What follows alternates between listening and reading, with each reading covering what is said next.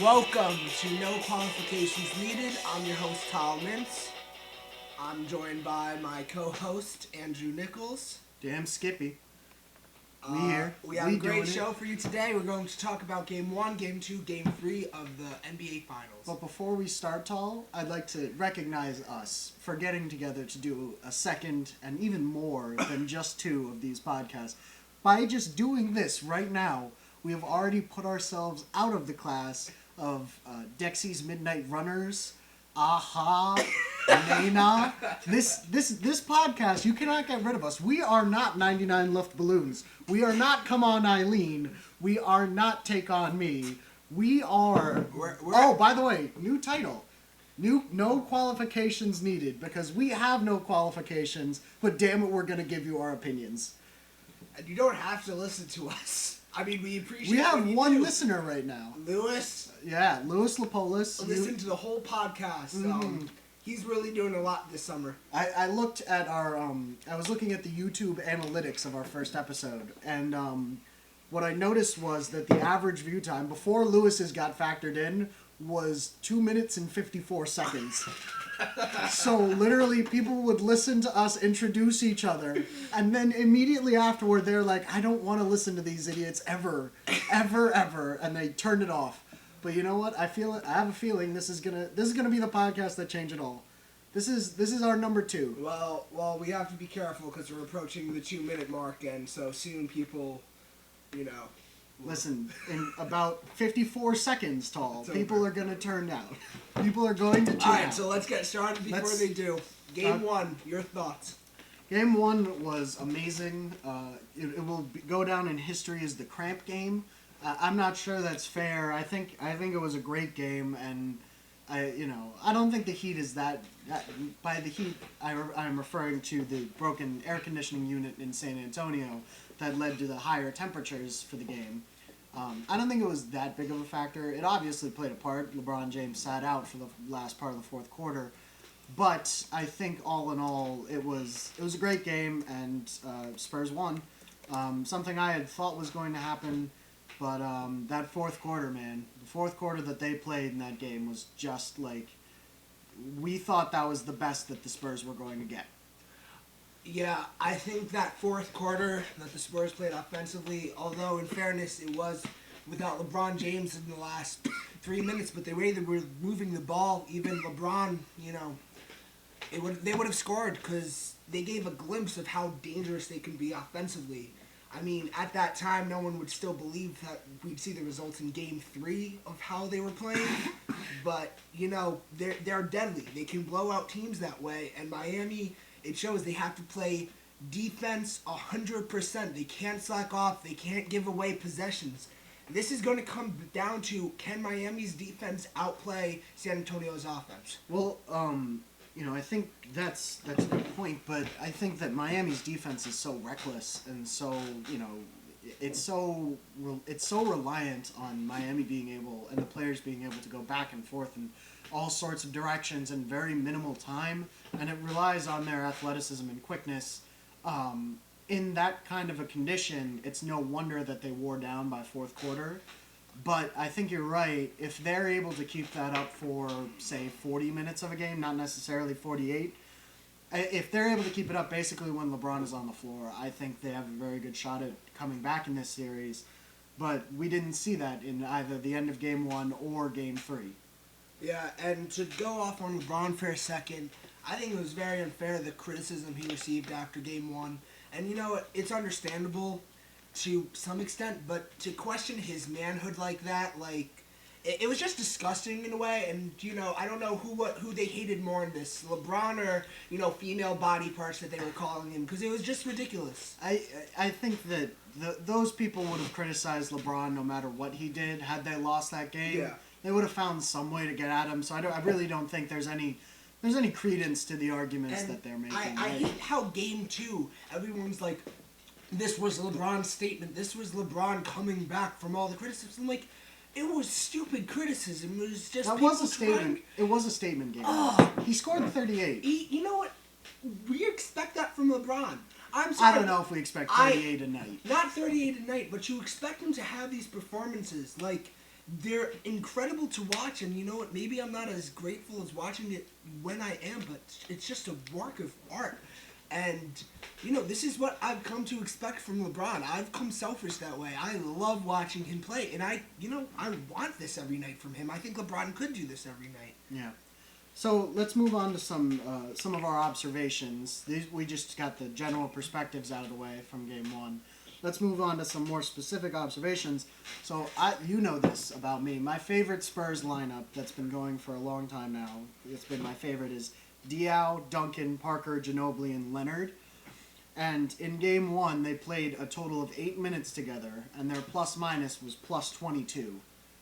That's a big margin. And it's been my favorite Spurs lineup. They played 8 minutes of game time, which is a significant chunk. It's a sixth of the game. Yeah. But still, for 22 points, it's a relatively short period. I completely agree with that lineup. And when Ginobili's getting hot like that, Ginobili will do something once a game. On fire. Ginobili will do something once a game that will you've just never seen it done on a basketball court before. It's just beautiful.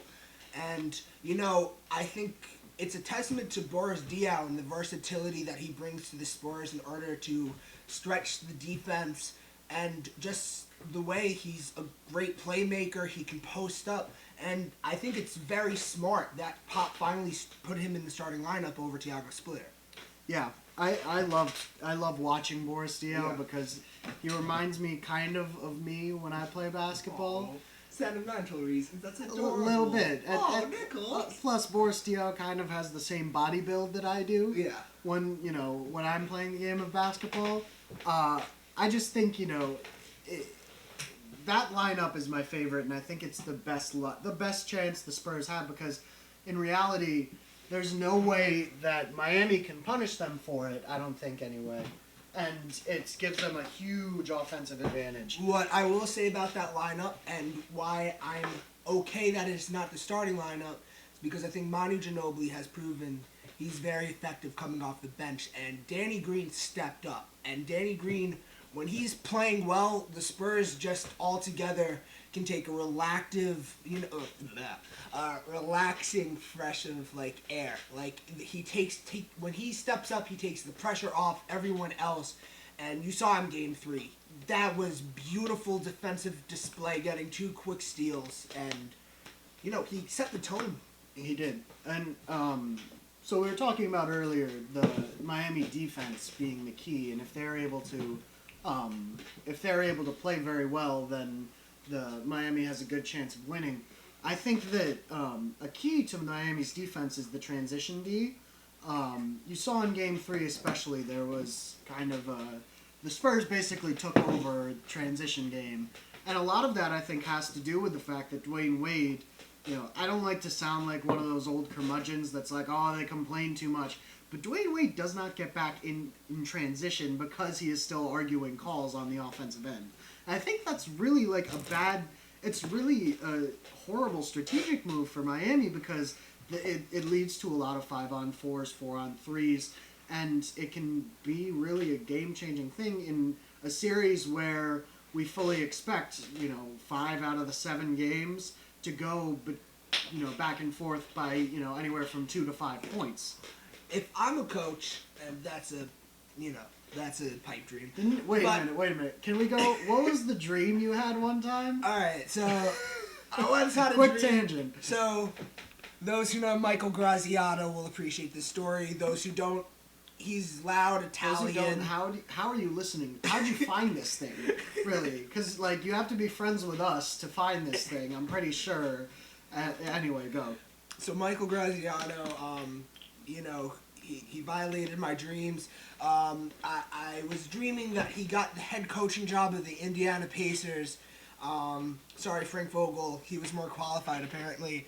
And so they come up to Andrew Nichols in the interview, and Andrew, how do you feel about the Indiana Pacers' recent hire of Michael Graziano?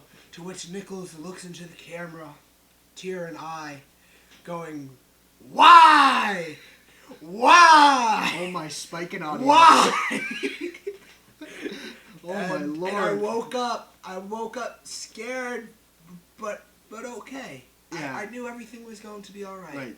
So, back to your point. If you were a coach, Oh, God. Something about Dwayne Wade complaining if you were a coach. Okay, thank you very much. If I'm a coach, I'm not letting my guys talk to the ref. Watch any game, and something that's almost 95% happens, the refs don't care when you talk to them. They don't, and as annoying as that is, and as frustrating that is as a player, use common sense. You're hurting your team. As a coach, you have to say something because it's hurting your team, and Miami is nothing without that transition defense.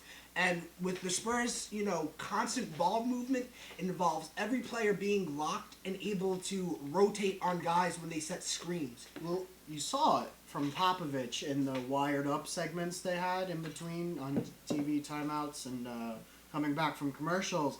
You saw he was constantly saying, push the ball, get up the floor, get fast break points. And if Miami's transition D is lacking, it could be a huge X factor in changing the series.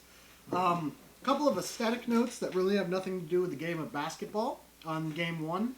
The Miami red uniforms are so much better than the Miami away black uniforms. They're just so much more pleasing to look at. Miami black uniforms are just kind of ugh.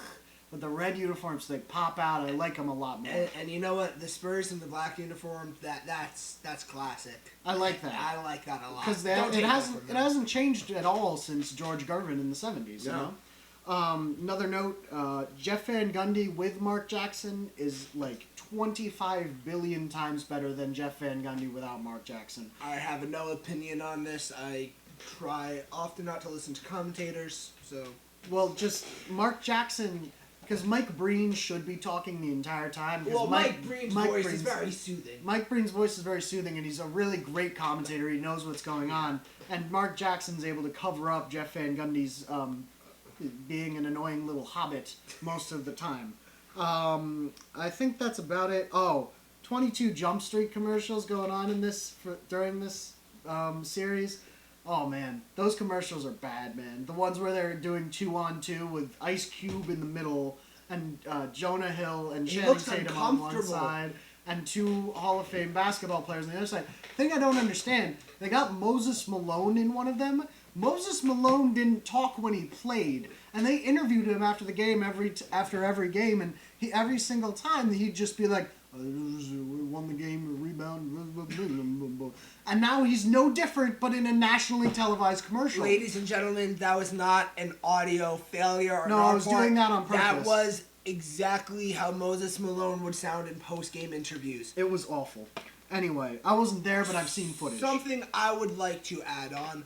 There was a preview for a show going to be on ABC called Blackish. Oh, God. Yeah, we watched the game together. We watched game one together, and the commercial for Blackish, man. Oh, man. I don't know if we're qualified. And again, we're not qualified for anything on this show. The show is no qualifications needed, so that's racist. I mean... Who is that show for? I don't get the demographic. I think it's for light-skinned African Americans. It's for the Drakes of the world. And on that note, let's move on to game two. Game two of the finals was a game that I thought was very, very intriguing because for the entire first quarter into about halfway through the second quarter, it really looked like the Spurs could just run away with this series. Because the first quarter, they were beating up on Miami and kind of blowing them out. And then in the second quarter, Miami was able to claw their way back into it. And without that rally in the second quarter by Miami, I think the complexion of this series is very different after 3 games. I would like to say, I think in game 2, you start seeing some of the problems that really came abundantly clear in game 3. Starting with someone who has been struggling, Mario Chalmers. Oh my God. Mario Chalmers is playing like straight butt in this series. I heard a stat on ESPN today that Mario Chalmers and Norris Cole, through 3 games, have combined for 18 points. That's 6 points a game from 2 guys.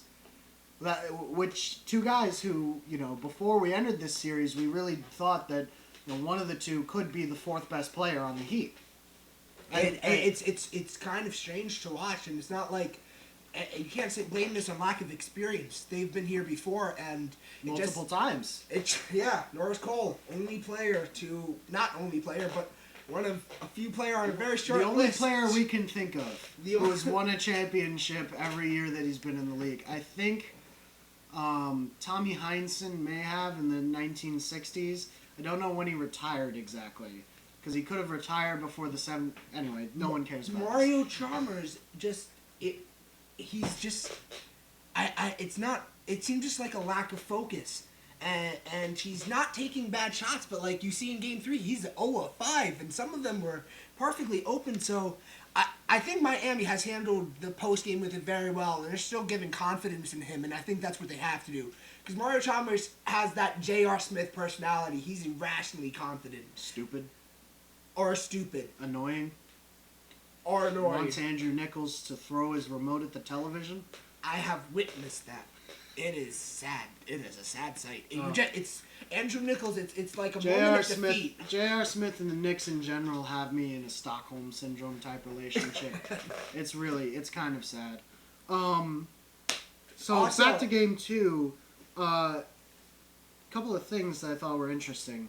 The Kawhi Leonard and Danny Green were both in foul trouble for a large part of and this Kawhi game. Leonard was also in foul trouble, Game 1. Yeah, they were, but both of them being in foul trouble, ended up being a rather large. It was a significant factor in the game because the Spurs are, they have a core 6 best players and then there's a drop off. It's Duncan, Ginobili, Parker, Leonard, Diaw, and Green. Then there's a drop off. Bellinelli's useful. And Splitter's useful. Splitter can provide very well quality minutes. Former Spanish League MVP, Thiago Splitter. Do not forget. 2010 Spanish League MVP, Thiago Splitter. Thiago, we got you with that credentials. Exactly. I'm happy that we provided all 2 people that have listened to this point with that information. I'm glad we've done that. Now you know. Another thing, in the first half, San Antonio had 8 assists on 9 made field goals. I thought that was an interesting note. In the second quarter, I should say, Miami got back into the game by making a lot of hard shots, and the Spurs were making easy shots early, but they started missing their easy shots in the second quarter, and that's kind of what brought Miami back into it. What I want to say is with the quarter 1 of the game, something we noticed was that Chris Bosh could not defend Tim Duncan. And Tim Duncan was having his way in there. And you know what? Just the Spurs, that first quarter, just dominated Miami in the paint. But it's something that Miami adjusted okay with. Putting Chris Anderson definitely seemed to affect Duncan a lot more than Bosh could. And, at the end of the game, I don't know the exact number, but I believe Miami outscored San Antonio in the paint.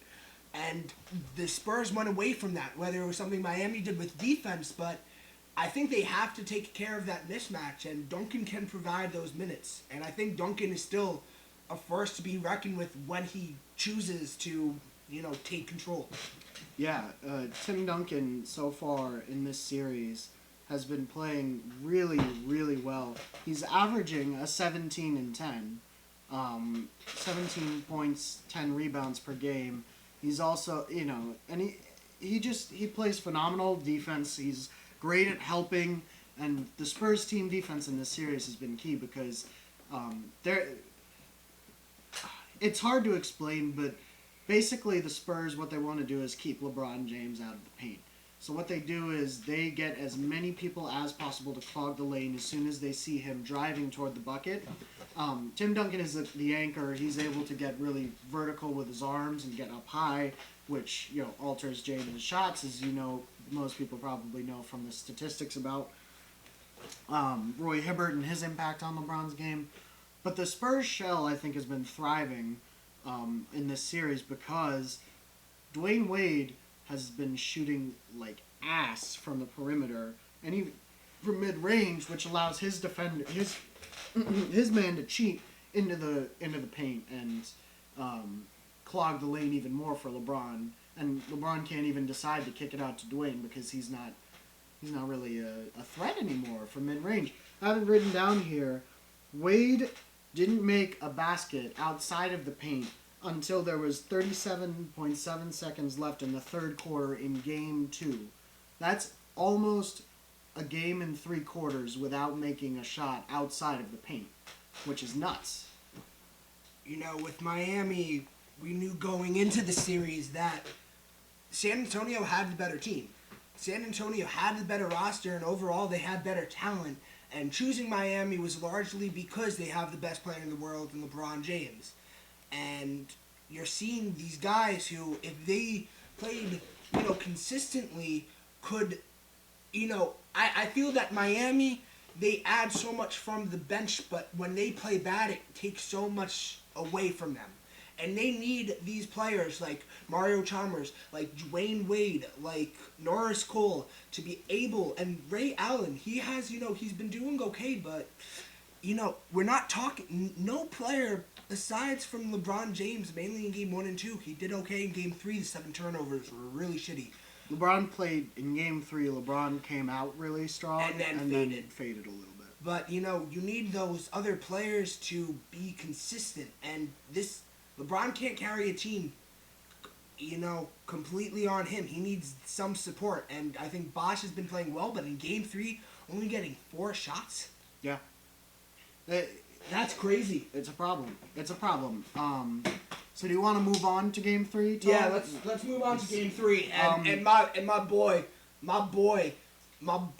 So you guys. So guys, Tal's just gonna rant and rave for a minute here. I'm just gonna let him basically jizz all over the microphone because he loves him some Kawhi Leonard. Kawhi Leonard. Like I said, going into the series, he was the X factor, and in Game 1 and 2, he had a negative impact in a way. You saw the way he was playing in Game 1 and 2, and partly he got in foul trouble early, and he's guarding the best player on the planet. It's very difficult to guard LeBron, but he wasn't playing offense. He seemed passive. He wasn't aggressive. And then Game 3, it seemed that Pop just said, go. And boy, am I glad he did. 10 of 13. English is Mercilessly. Thank you. Attacking the rim, it's beautiful. And just the way he played defense on LeBron. Kawhi Leonard was the best player on the court last night, and that is with LeBron James playing. But for that night, at that moment, Leonard said, this league is mine, and you know what? I'm making it my moment right now. I am so excited to see Kawhi Leonard playing for years from now. Just to clarify, we know his name is Kawhi. Oh, we're very aware. We know how to pronounce it, but we just say it. We just say Kawhi because it's more fun to say. Who doesn't like saying wee? And you just see him play and you go Kawhi. Just to reinforce what you're saying here, 39 minutes played, 29 points on 10 of 13 shooting from the field, 6 of 7 from the free throw line, 4 rebounds, 2 assists, 2 steals, and 2 blocks. Which for a player that's not, he's not an inside presence, normally, but to have 2 steals and 2 blocks, it personifies the overall impact he had on the defense. And there's this great sequence you can look at that just basically personifies what he did last night. And that's, you can see there were numerous instances, but one that pops to mind is he was guarding LeBron, and LeBron tried to drive, and then did a hop step, and Leonard just kind of had his hands up, looking, and was right in LeBron's jersey, and LeBron basically was trying to draw the foul by pump faking, and Kawhi wasn't falling for it, so LeBron had to then kick to the corner where Parker was all over Cole, and Cole had to force up a contested 3. That's the impact that Kawhi Leonard has defensively. He can get you to waste 10 seconds off a shot clock and then realize, oh shit, I have nowhere to go. And here's something I want to say that's scary and that, Miami should be really fearful about. As much as I love the way Kawhi Leonard played last night, he does not have to do that consistently in order for San Antonio to win the series. San Antonio isn't expecting 29 points. No, and I love watching him be aggressive, and I really think that one day that offense is going to run through him, and Well, they're this grooming him for it. They're grooming him for it, and this becomes a question we'll have later on. Can Kawhi Leonard be the best player on a contender? And that's something I think we'll have a debate about in the future, but that's not an argument we can make at this moment. Yeah. But Leonard just, there are glimpses of brilliance in this very young, he's 22, he's going to turn 23 at the end of the season. Mm-hmm. It's scary. This is his third season, and one of those seasons was the lockout-shortened season. And every year he's improved. The thing that I think is most impressive is his field goal percentage has improved every year. It was 49.3% first year, 49.4% his second year, and then this year it was 52.2% from the field, which is outstanding for a perimeter player. He shot 37.9% from three, which is above average. Kawhi, there's not a whole lot you can say about his first two performances in this series, other than they kind of sucked. But this third game made up for it because he was able to basically force a win in Miami, which is crucial because Miami stole one in San Antonio, and now that the Spurs have taken one in Miami, I think it's the Spurs hold all the cards basically. They have the advantage. What me and you were talking about earlier today was that our prediction for Game 4 is that Miami will win because it seems very unlikely that Spurs will win twice on the road, and that Miami will come out with zero defensive effort like they did last night. But we both, I think, agree that whoever wins Game 5, just jumping ahead, will probably win the series. The reason why I'm picking Miami in this game is because I honestly can't remember the last time that Miami lost two playoff games in a row. Yeah. And it's in Miami, and I know that hasn't happened in a while, losing two games in a row in Miami. I think if the Spurs, it's a must-win for the Heat, because if the Spurs win on tomorrow night, then it's over. Just call it, because I think that with a 3-1 lead headed back to San Antonio, I don't see any way the Heat could come back from that. Agree. Yeah. Something I like to point out real quick. I love when the Spurs have these type of games where you don't really know who's going to be the best players on the floor that night. And you love when you see everyone, like, all starters in double digits, and that's nice, but, like, you clearly saw that in Game 3, Danny Green and Kyrie Leonard show that the Spurs are in steady hands moving forward. And with Tony Parker still with good quality years in him, Tim Duncan, Manu Ginobili add so much to this team, and there will be a huge hole when they leave, but don't count the Spurs out. I think it's a safe bet to never, wager against Pop, never wager against San Antonio. I think the one thing that can be said about the possible decline of the Spurs would be when Duncan and Pop leave, because Popovich has already said when Duncan retires, I'm out too. I'm 10 feet behind him. Yeah. I think that 10 steps behind him. Yeah. I think that can be, because Pop is so great at managing the entirety of the organization, really, and managing his players and being a strategist for them. And but I agree with you. It's beautiful when all of them are playing well and all of them get involved. You look at Game 3. Here's, they just got everyone involved, and I'm trying to count here. 11 Spurs scored in Game 3. 11.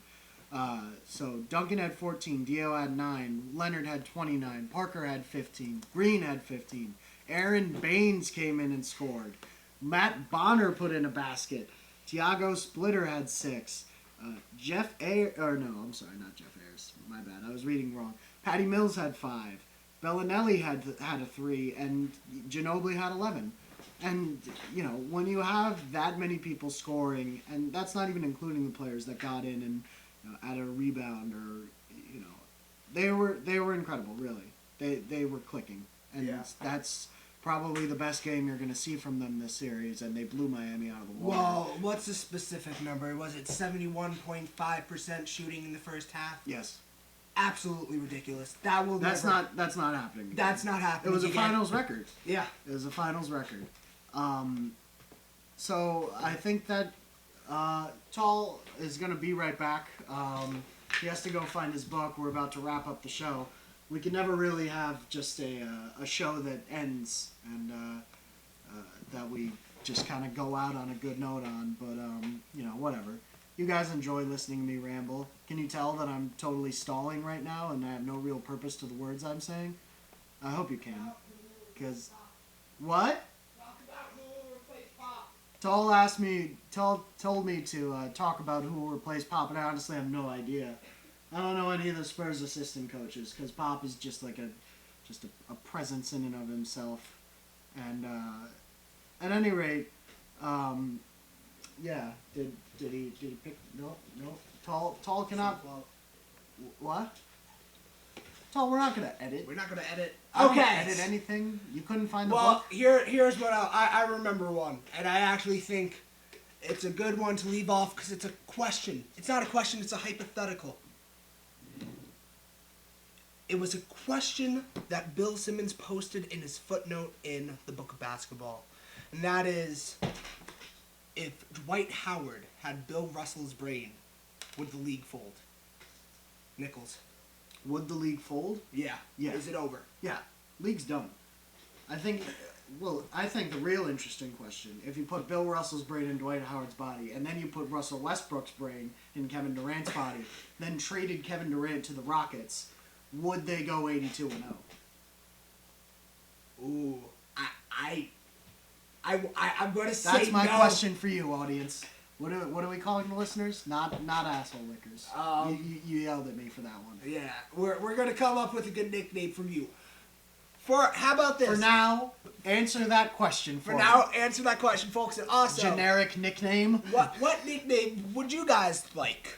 Comment and comment, and subscribe. Like, comment, and subscribe. Thank you for listening to us ramble. We hope you enjoy. Have a great night. Be good. Sometimes I get down with face all in the dirt. If you feel that love is Yeah.